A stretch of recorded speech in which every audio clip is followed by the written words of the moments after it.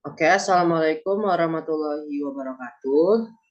Selamat pagi semua yang terhormat Ibu Ade Widianti, SE, MSAK, KTCA, selaku dosen pengampu mata kuliah Sistem Informasi Akuntansi kelas Akuntansi Genap. Baik, kami dari kelompok 3. Di sini kami akan memaparkan dan menjelaskan mengenai studi kasus, yaitu studi kasus pada PT Garda Utama Nasional.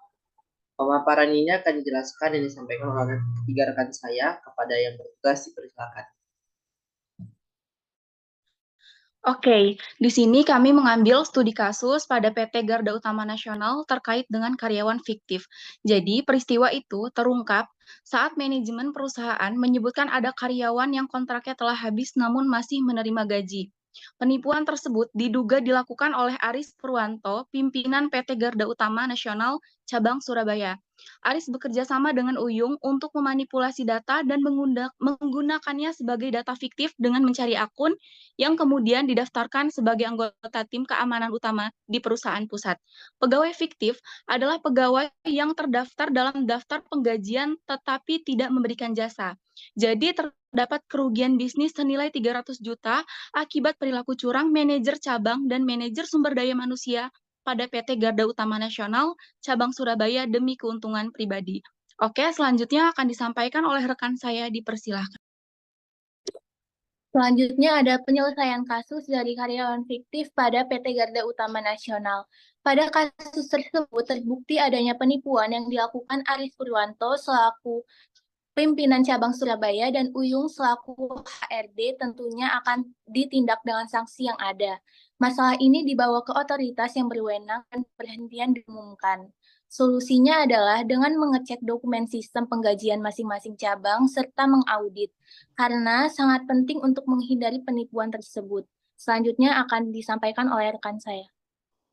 Pendapat kami tentang kasus yang dibahas adalah bahwa dari kasus PT Garda Utama Nasional menunjukkan betapa pentingnya mengaudit seluruh aktivitas perusahaan.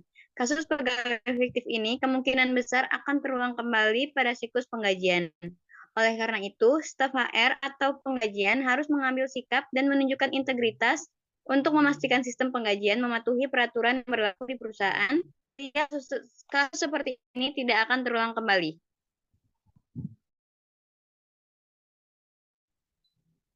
Oke, sekian pemaparan dan penjelasan studi kasus kami mengenai PT Garda Utama Nasional, yaitu kami meneliti mengenai karyawan fiktif di mana karyawan tersebut sudah tidak lagi bekerja dan tidak memberikan jasanya kepada perusahaan, namun tetap menerima gaji dan menyebabkan kerugian pada perusahaan. Tentu saja studi kasus yang kami angkat ini berkaitan dengan salah satu materi yang kami paparkan sebelumnya, yaitu tentang siklus penggajian. Oke, pendapat kami mengenai studi kasus ini tentu saja manajer dan pihak atasan ataupun pihak perusahaan harus lebih ketat lagi dalam mengawasi manajemen sumber dayanya dan manajemen penggajian terhadap karyawannya.